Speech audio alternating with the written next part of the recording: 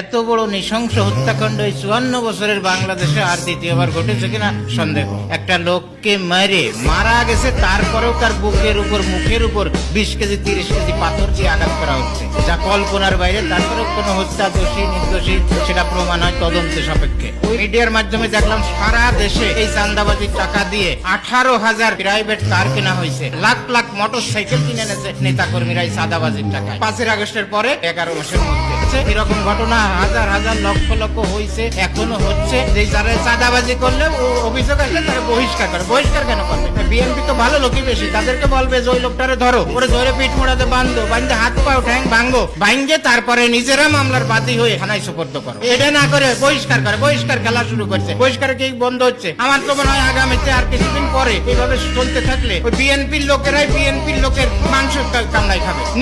একটা দল পালাই গেছে, তাই এখন তারা মনে করে আমরা বড় দল, আমরা ক্ষমতাবান। খালি এই প্রভাবশালী দল পরিচয় দিয়েই তারা বর্তমানে সারা দেশ তছনছ করে দিচ্ছে। আর ক্ষমতায় গেলে যে কি করবে এটা আল্লাহই ভালো জানে, আর আমরা শুধু অনুমান করতে পারতেছি যে কিভাবে কি করবে সারা দেশ।